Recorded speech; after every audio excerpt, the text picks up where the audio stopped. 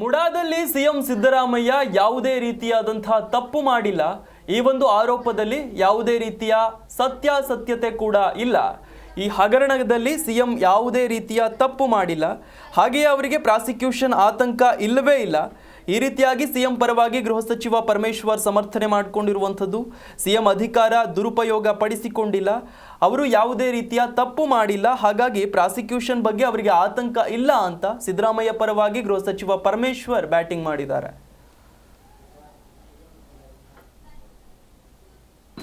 ಅವರು ನನ್ನ ಹತ್ರ ಇಲ್ಲ, ನಾನು ಕಳಿಸ್ಬಿಟ್ಟಿದ್ದೀನಿ ಅಂತ, ನನ್ನ ಹತ್ರ ಇಲ್ಲ, ಏನೂ ಇಲ್ಲ ಅನ್ನೋ ಥರ ಅವರು ಹೇಳಿದ್ದಾರೆ. ನೆನ್ನೆ ಅದೇ ಹೇಳಿದರು, ನಾವು ಹೋದಾಗ ಅದನ್ನೇ ಹೇಳಿದರು. ಈಗ ಒಂದು ಫೈಲ್ ನನ್ನ ಹತ್ರ ಇದೆ ಅಂತ ಹೇಳಿದರು. ಅದು ಯಾರ ಫೈಲು?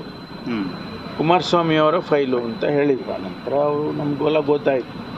ಈಗ ಅದಕ್ಕಾದರೂ ಆ್ಯಕ್ಷನ್ ಮಾಡಬೇಕಲ್ಲ, ಅದಕ್ಕೇನು ಕ್ಲಾರಿಫಿಕೇಷನ್ ಇಲ್ಲ.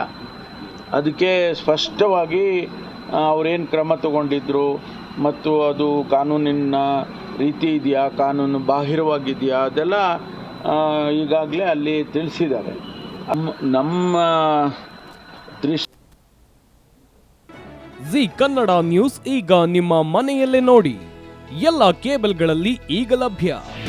ನಿಮ್ಮ ನೆಚ್ಚಿನ ಜಿ ಕನ್ನಡ ನ್ಯೂಸ್ ಈಗ ಸನ್ ಡೈರೆಕ್ಟ್ ನಲ್ಲಿ number 292, Tata play number 1664, Jio TV number 1334, NXT digital number 30, in cable number 30, city networks 51, U digital number 162, GTPL number 17, Rockline telecommunications number 42, Shri Basaveshwara cable number 168, rural cable network 60, Vinayaka digital 57, Abhishek cable 821, city channel 53, Siddeshwara cable network 57, ವಿ4 digital infotech 628, Surya digital networks 53, Gajanan digital number 836, Malnad infotech private limited number